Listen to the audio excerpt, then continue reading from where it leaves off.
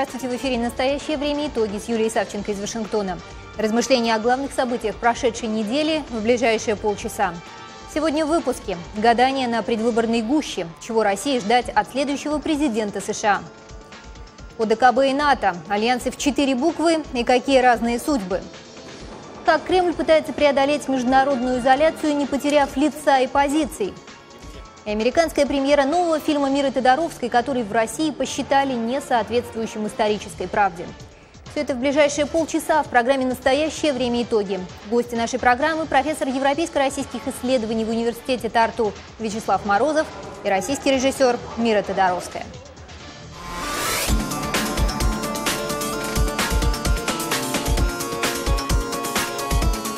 В среду в США продолжили приоткрывать завесу тайны над тем, чем в предвыборный год живут кандидаты в претенденты на овальный кабинет. Телеканал CNN показал дебаты республиканских политиков, видящих себя на посту президента США. Их пока больше, чем демократов, которые намерены побороться за номинацию. По последним опросам общественного мнения, проведенным американскими СМИ, по популярности лидирует Дональд Трамп. У него 27% голосов, а замыкает список претендентов с более или менее внушительными процентами Карли Фиорина. У большинства кандидатов более или менее ясная позиция по основным географическим направлениям внешней политики, в числе которых и направление российское. Занимающая одно из последних мест с 4% Карли Фиорина заявляла: «Я не стану звонить Владимиру Путину, мы и так слишком много времени потратили на переговоры с ним. Но он должен понять смысл наших намерений. Мы должны восстановить наш 6-й флот. Мы должны провести военные учения в странах Балтии. Президент Обама в одностороннем порядке и без объяснений причин свернул в Польше нашу программу противоракетной обороны. Я ее восстановлю». Марко Рубио с его 6% симпатизирующих избирателей утверждал: «Сегодня Россией правит бандит, фактически он представитель организованной преступности, который контролирует правительство и обширную территорию. Этот человек расправляется с политическими оппонентами. Если вы политический противник Владимира Путина, все закончится тем, что у вас либо окажется плутоний в стакане, либо вас пристрелят на улице». Династийный претендент Джеб Буш подчеркивал: «Не думаю, что мы хотим изолировать Россию до такой степени, чтобы бросить ее в объятия Китая. Не думаю, что нам стоит вставать на этот путь». У Скотта Уолкера менее 3%, но тоже есть особое мнение по поводу России. Он говорил: «За последние несколько лет, в период руководства Обамы и Хиллари Клинтон, мы попали в большую переделку. Нам необходима такая система национальной безопасности, посредством которой мы поставили бы стальной щит перед нашими врагами. Я бы послал вооружение в Украину, я бы расквартировал войска на восточных рубежах Польши и Балтийских стран. Я бы восстановил и вернул на исходные позиции систему противоракетной обороны в Польше и Чехии». Ну и самый популярный на сегодня Дональд Трамп пошел ва-банк с таким заявлением: «Нашего президента Путин ни во что не ставит. Зато он сам очень популярен в России. Им нравятся его декларации и действия. 2 года назад я побывал в Москве и, скажу откровенно, с ним можно ладить и очень даже неплохо. Обама не способен на это. Я бы установил личные отношения с Путиным». Разноголосицу внешнеполитических подходов в пределах одной партии, ее значение для будущего отношений США с Россией и ее ближайшими соседями мы обсудим сегодня с Вячеславом Морозовым, политологом, профессором университета Тарту. Вячеслав, добро пожаловать. Итак, вот мы сейчас слышали все эти цитаты республиканских претендентов на кандидатство. И раньше существовало мнение, что для России и ее соседей, для внешней политики будет иметь значение то, республиканец или демократ станет следующим хозяином Белого дома. Но вот учитывая такую разноголосицу, получается, что дело не в партийной принадлежности, а в персонале. Ну, теперь скорее да. Хотя в России до сих пор существуют надежды на то, что победит республиканец, и отношения улучшатся, республиканцы считаются большими прагматиками. Но тем не менее, мне кажется, что здесь главный вопрос все-таки не в партийной принадлежности, а именно в персоналиях кандидатов. И более того, я бы сказал, что даже те, кто сегодня считаются радикалами, они скорее всего, если получат президентство, если выиграют выборы, то они, конечно, будут вести себя более умеренно. Это неизбежно происходит. То есть те высказывания, которые сегодня звучат, не совсем коррелируют с реальными намерениями людей, которые, возможно, в перспективе один из них может занять овальный кабинет? Ну, мы не можем заглянуть в их мозг и узнать, что у них происходит в голове, но просто сама система, она неизбежно, конечно, налагает ограничения на то, что возможно и что нет. Поэтому радикальные какие-то действия, с учетом того, что Речь идет об очень серьезных вещах, о возможной ядерной войне в худшем случае. Я думаю, что здесь даже самые радикалы будут вести себя осторожно. А то, что касается, вот мы говорим о негативных радикальных позициях, то, что касается позитива, да, вот от Дональда, из уст Дональда Трампа, он скандальный, конечно, кандидат, но вот из его уст звучат такие победные достаточно оценки того, как могут выстраиваться отношения, в частности, с Россией. А вот это тоже крайность, на ваш взгляд? Ну, в каком-то смысле, да, в нынешней ситуации, потому что я не думаю, что реально вот сейчас американский президент может подружиться с российским президентом, просто потому что из-за того курса, который Россия на сегодня для себя выбрала, внешнеполитического, да и внутриполитического тоже. Но мне кажется, что, я бы сказал даже, что у демократов шансов все-таки больше наладить отношения. Может быть, не на основе дружбы, но на какой-то прагматической основе.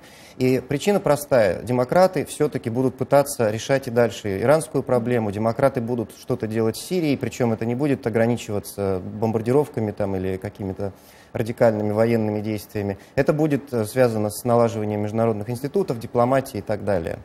А для этого необходимо будет сотрудничество с Россией в той или иной форме. И в этом смысле на прагматическая основа для сотрудничества с Россией все-таки как бы более прочная у демократов. Спасибо большое, Вячеслав. Но надо сказать, что российский лидер, которому в своих думах о геополитике республиканские претенденты на президентское кандидатство отвели не последнее место на этой неделе, часть недели провел в столице Таджикистана Душанбе, где прошло заседание Совета коллективной безопасности Организации договора о коллективной безопасности. Об истоках и истории ОДКБ наша фактологическая зарисовка. Организация договора о коллективной безопасности, сокращенно ОДКБ, была основана в мае 1992 года. В ее состав первоначально вошли Армения, Казахстан, Кыргызстан, Россия, Таджикистан и Узбекистан. Спустя год к ним присоединились Азербайджан, Беларусь и Грузия. В 1994 году ОДКБ насчитывает уже 9 государств, но потом его ряды сокращаются до 6. Азербайджан, Грузия и Узбекистан в начале 2000-х покидают организацию из-за военно-политических разногласий с Москвой. Краеугольным принципом ОДКБ является 4-я статья Устава Организации, которая созвучна 5-й поправке Устава НАТО. В ней, в частности, говорится, если одно из государств-участников подвергнется агрессии, то это будет рассматриваться государственными участниками как агрессия на все государства-участники настоящего договора. На сегодняшний день коллективные силы оперативного реагирования ОДКБ насчитывают более 20 тысяч человек пехоты, включают в свой состав авиационную группу из 10 самолетов и 14 вертолетов и объединенную систему войск ПВО. Более того, в подчинении коллективных сил быстрого реагирования организации переданы подразделения спецназа по борьбе с наркотиками. Примечательно, что за последнее время торговля оружием внутри организации выросла в разы. Для союзников в рамках ОДКБ существуют льготные тарифы на боеприпасы, стрелковое оружие, танки, самолеты и вертолеты. Здесь стоит отметить, что упомянутые военные мощности организации были задействованы в ходе крупнейших в нынешнем году военных учений «Центр-2015», которые Россия проводила одновременно с заседанием в Душанбе. В них приняли участие 95 тысяч военнослужащих сухопутных войск, авиации и флота. Российский президент в ходе встречи ОДКБ сделал ряд заявлений, которые внесли определенное смятение в ряды наблюдателей за гамбитами российской внешней политики. Он, в частности, говорил о необходимости возобновить, я цитирую, предметное обсуждение темы создания в Евроатлантике системы равной и неделимой безопасности, а также заявил следующее.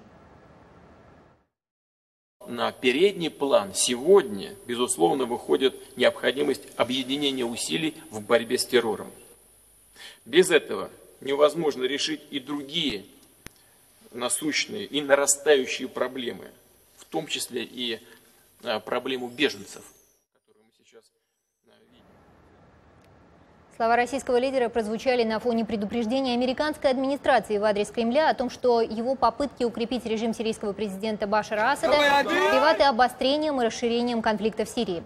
Эти предупреждения последовали, в свою очередь, на заявление Путина о намерении продолжать поддерживать Асада, а также на предложение российского руководства наладить координацию действий между Российским министерством обороны и Пентагоном для того, чтобы избежать непреднамеренных инцидентов в связи с присутствием в районе конфликта в Сирии военных обеих стран.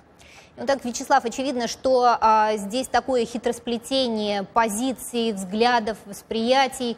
Вот если мы попытаемся начать распутывать этот клубок и начнем с истоков. С одной стороны, проводятся самые крупные военные учения, которые инициирует Россия. С другой стороны, на саммите ОДКБ Владимир Путин делает вот такие примирительные заявления с призывом к сотрудничеству. На ваш взгляд, как эта многоходовая комбинация может быть трактована? Вы знаете, мне кажется, что тут ходов не так уж и много. Я думаю, два. Первый ход – это продолжение относительно такой агрессивной политики или, по крайней мере, игры мускулами. То есть Россия хочет показать, что она что-то значит в этом мире. Если не экономически, если не политически, в этом смысле ее влияние ограничено, то хотя бы в военном отношении. И ее присутствие в Сирии и учения следует рассматривать именно в этом контексте, что вот мы все-таки что-то значим, мы можем внести вклад в обеспечение международной безопасности, но мы можем, если нас не поймут, то мы можем и, так сказать, показать свою силу нашим потенциальным противникам. Второй ход – это действительно попытка наладить отношения. Я думаю, это пока, конечно, рано говорить с абсолютной точностью, но мне кажется, что все-таки в контексте тяжелой экономической ситуации в Кремле возобладало мнение, что надо еще раз попытаться наладить отношения с Западом. На фоне как раз сирийского конфликта, на фоне того, что происходит в целом на Большом Ближнем Востоке, видимо, сочли, что это сейчас хороший шанс это сделать. Но это от безысходности происходит или от того, что вот действительно была простроена какая-то, продумана какая-то комбинация, и ей сейчас этой стратегии следует? Я не думаю, что она была простроена до Крыма, скажем так, да, но вот сейчас, действительно, в каком-то смысле ситуация зашла в тупик. Непонятно, куда она дальше может развиваться. На Украине тоже все в зависшем состоянии. И, соответственно, мне кажется, что здесь, решили попробовать сыграть эту карту. И не случайно Путин в своей риторике, в общем, почти вернулся к риторике медведевских лет, когда шла речь об общем договоре, общеевропейском договоре о коллективной безопасности, о создании какой-то общей системы между НАТО и ОДКБ. В этом смысле как раз это, мне кажется, действительно попытка такая сказать, что вот мы сильны, не сбрасывайте нас со счетов, но при этом мы готовы к сотрудничеству там, где это нам выгодно, и там, где это выгодно всем. То есть давайте играть в игру с ненулевой суммой. Ну вот мы ранее в эфире приводили, сравнивали уставы двух организаций ОДКБ и НАТО. И 4-я статья устава ОДКБ созвучна 5-й статье устава НАТО, которой можно такой общий тезис для этого вывести все за одного. И сейчас идут очень много разговоров о том, что страны НАТО, в общем, с большой очень серьезностью и ответственностью подходят даже к гипотетической возможности того, что придется задействовать вот эту 5-ю статью устава и вступить в большой конфликт с Россией, если что-то такое произойдет. А на ваш взгляд, Владимир Путин ОДКБ рассматривает как такую организацию, которая сможет прийти на помощь и вступить в этот конфликт, если он возникнет, и тогда уже альянс на альянс? Нет, я думаю, что с НАТО нет. Я думаю, что никто не питает таких иллюзий, потому что всем понятно, что в войну с НАТО ОДКБ проиграет.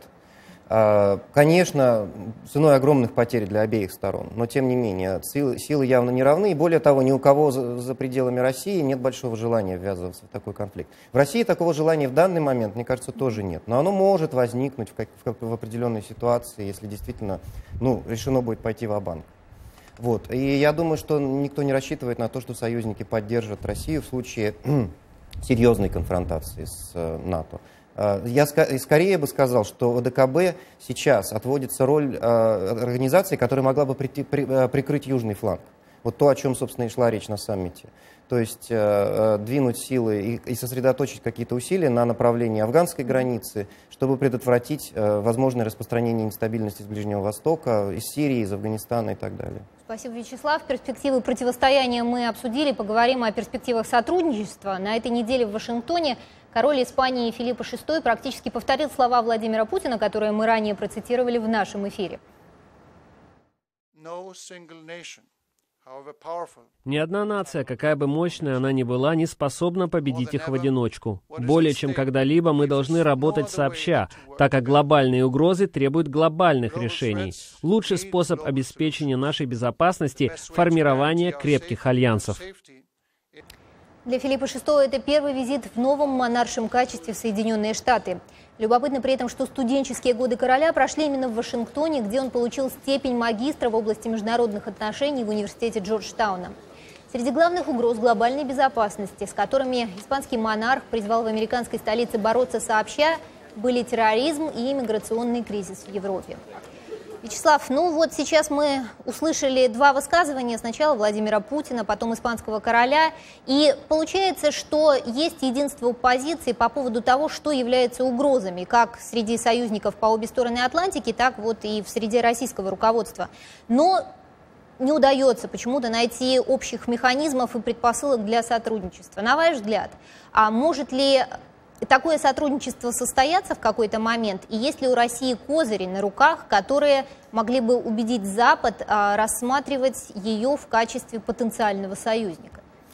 Ну, я хочу одну поправку внести, если позволите. Мне кажется, что все-таки говорить о полном понимании, одинаковом по обе стороны Атлантики не приходится, потому что если вы спросите, скажем, представителей балтийских государств или некоторых других стран Центральной и Восточной Европы, то они вам скажут, что они все-таки видят главную угрозу в России в первую очередь. Но это, конечно, их роль все-таки ограничена, и в целом они признают, что да, действительно нужно бороться с другими угрозами, в том числе терроризмом и экстремизмом. Далее, если говорить о возможной роли России, да, понимание действительно общее на самом таком стратегическом уровне, и более того, я бы сказал, что сотрудничество в целом возможно. Но здесь главный камень преткновения – это, конечно, Украина. И если говорить о козырях, которые есть у России, то действительно кажется, что Россия, оказывается, что Россия, во-первых, в каких-то вопросах, как сегодня многие считают, оказалась права. То есть Россия предупреждала, что не нужно так радоваться по поводу арабской весны, не нужно так радоваться по поводу всевозможных революций и переворотов, не нужно торопиться вмешиваться, применять военную силу для вмешательства в урегулирование разных конфликтов на Ближнем Востоке. То есть с точки зрения, скажем так, позиции и последовательности этой позиции Россия сегодня выигрывает. Во-вторых, все-таки у России есть серьезная военная сила и дипломатическое присутствие, опять-таки, на Ближнем Востоке, та же самая Сирия и так далее. Вопрос встает о том, будет ли президент Асад дальше оставаться у власти. И здесь, опять-таки, у России совершенно конкретная позиция. То есть определенные, да, козыри на руках у России есть. Но определенные противоречия тоже. Спасибо большое, Вячеслав. С тяжелой политической артиллерией на сегодня у нас все. Дальше в нашем эфире культурная политика.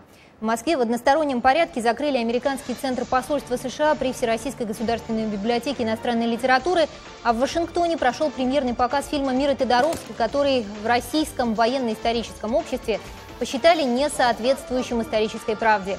Вы смотрите «Настоящее время». Итоги. Пришлось вас...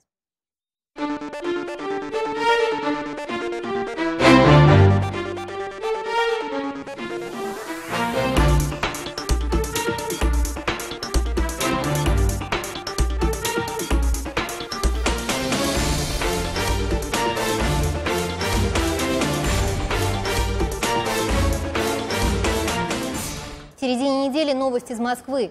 Закрывается американский центр посольства США при Всероссийской государственной библиотеке иностранной литературы. Он просуществовал более 22 лет. Посольство США в Москве распространило заявление, в котором выразило глубокое сожаление по поводу одностороннего решения российских властей.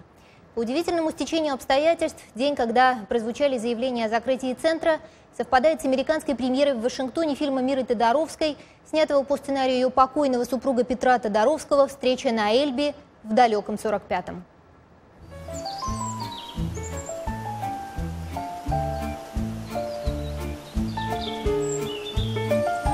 Американцы.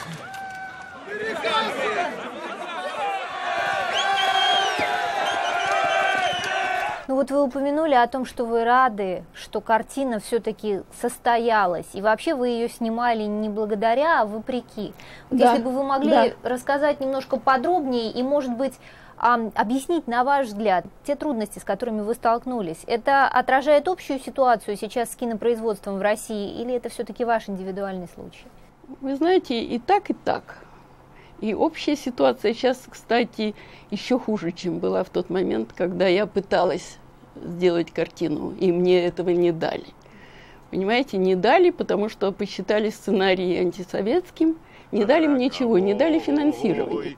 Не только не дали финансирования, но заявили, что я не получу прокатное удостоверение никогда на этот фильм. То есть меня как бы с фильмом выкинули из России.